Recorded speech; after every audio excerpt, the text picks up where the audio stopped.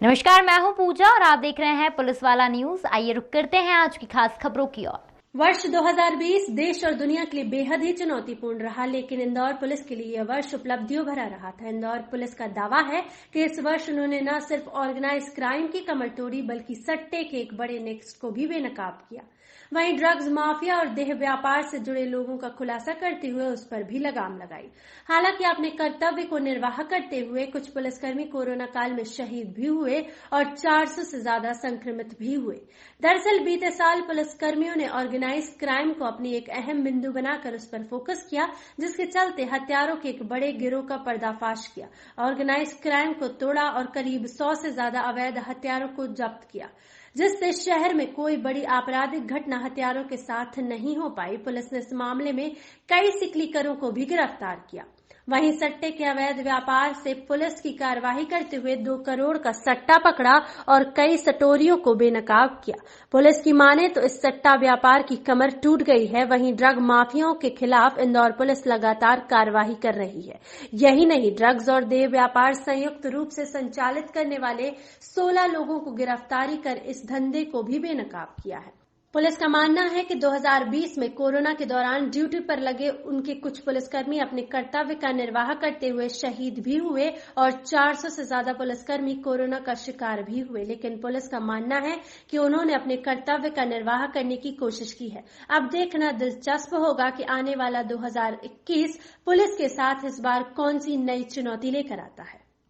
Organise crime अगर हम इस वर्ष को देखें तो पुलिस ने ऑर्गेनाइज क्राइम के खिलाफ एक बड़ी रणनीति के साथ काम किया और ऑर्गेनाइज क्राइम के संगठित अपराध के गिरोह के उस हॉट नेटवर्क को ध्वस्त किया, जो कि समाज के सामने एक चुनौती रहता है और निश्चित तौर पे पुलिस के लिए एक कई स्तरों पर एक चुनौती के रूप में सामने आता है।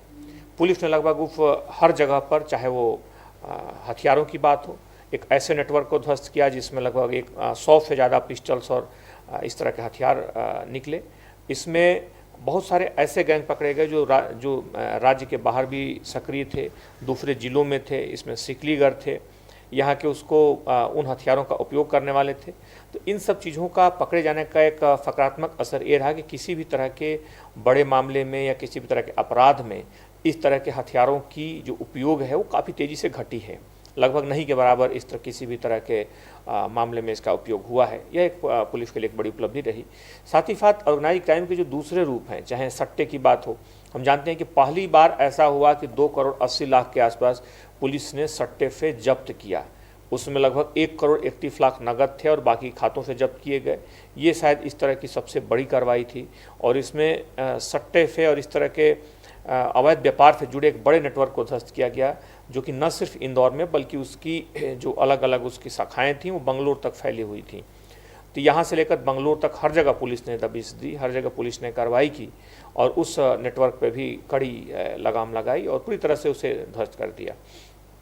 साथ ही साथ देह व्यापार और ड्रग्स के जो मामले हैं, जो कि एक बड़ी सामाजिक समस्या के साथ साथ अपराधों के एक बड़े नेटवर्क के रूप में बड़े शहरों में सामने आ रहे हैं, उस पर भी पुलिस ने कार्रवाई की। उसमें शुरुआती दौर में जहां तक एक जानकारी मिली थी, उस जानकारी को लगातार डेवलप किया गया। उसमें उस गिरोह को पकड़ा गया, उसके सारे सूत्रों को जोड़ा गया जो कि बांग्लादेश से आते थे। बांग्लादेश से आने वाले उस पूरे गिरोह के सभी सदस्यों को पकड़ा गया। उसमें लगभग 20 से ज़्यादा गिरफ्तारियाँ हुई और साथ ही साथ जब उस पूरे मामले का जब आगे विस्तार किया गया, उसके गहराई से देखा गया, तो पाया गया कि इसमें ड्रग्स की भी बड़ी खेप इसमें जुड़ी हुई है। फिर ड्रग्स से जुड़े हुए मामलों में जब जांच की गई तो उसमें अलग अलग 15 लोगों की गिरफ्तारियां हुई हैं।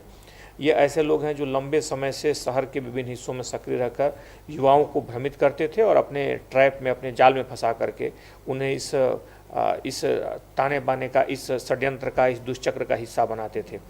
तो इस स्तर पर पुलिस ने लगभग हर ऑर्गेनाइज क्राइम के रूप पर हमला किया है, चाहे वो अवैध शराब हो, चाहे हथियार हो, चाहे जुए सट्टे हों, और सभी जो मामले हैं न सिर्फ राज्य बल्कि राष्ट्रीय स्तर तक के इसमें मामले रहे हैं, जिनके तार जो हैं अन्य राज्यों से भी जुड़े हुए हैं। इस तरह पुलिस ने ऑर्गेनाइज क्राइम को ध्वस्त करने में एक बड़ी सफलता हासिल की। इसके साथ साथ जितने भी ऐसे अपराधी जो कि लंबे समय से फरार थे, जिनमें 10,000 से लेकर के लगभग 1.5 लाख रुपए तक के इनामी थे। उसमें लगभग ऐसे 15 से ज़्यादा बड़े अपराधियों को, जो कि कई उसमें एक साल से ज़्यादा समय से फरार थे, उन सभी को पुलिस ने अलग अलग देश के अलग अलग हिस्सों से पकड़ा। और ऐसे ऑर्गेनाइज क्राइम का यह भी एक संगठित रूप है, इसके ऊपर भी पुलिस ने करारा प्रहार किया। लेकिन पुलिस की ऐसा नहीं कि चुनौतियां कम थीं। पुलिस की अगर हम चुनौतियों की बात करें तो हम जानते हैं कि ये एक वैश्विक चुनौती के इस दौर में पुलिस ने लगातार अपने जवानों को एक संगठित ऑर्गेनाइज तरीके से रखने के साथ साथ, उनको संगठित रखने के साथ साथ उनके मनोबल को ऊंचा बनाए रखा। इसमें हालांकि हमारे जवान, हमारे अधिकारी शहीद हुए, लेकिन बिना हिम्मत को कम किए हुए लगातार इस पूरे दौर में उन्होंने प्रथम पंक्ति के योद्धा के रूप में काम किया है। हर जगह पर अगर हम देखें तो हर स्तर पर, चाहे अस्पताल के बाहरों के प्रबंधन की वहाँ से बात हो, वहाँ बाहर जो लोग हैं वहाँ की व्यवस्थाओं को बनाए रखने की बात है, उन क्षेत्रों को संभालना जहाँ पे जो मुख्य तौर पे संक्रमित क्षेत्र थे वहाँ से लेकर के और लगभग राहत वितरण तक, अलग अलग कैंप लगा करके लोगों को राहत पहुँचाने तक, इस पूरे कोरोना काल में पुलिस ने बिना किसी अपने मनोबल को थोड़ा भी कम किए हुए ऊंचे मनोबल के साथ काम किया। हालांकि इस पूरे अभियान में पुलिस के खुद 400 से ज़्यादा जवान बीमार पड़े, कुछ हमारे जवान, कुछ हमारे अधिकारी शहीद भी हुए, लेकिन पुलिस ने कर्तव्य को निश्चित तौर पे इस चुनौती के ऊपर रखा और पूरे प्राणपण से इस पूरे काल में पुलिस जुटी रही। पुलिस वाला न्यूज से state bureau head Anil Bhandari की रिपोर्ट। अभी के लिए बस इतना ही। लगातार खबरों के लिए आप बने रहिए हमारे साथ। नमस्कार।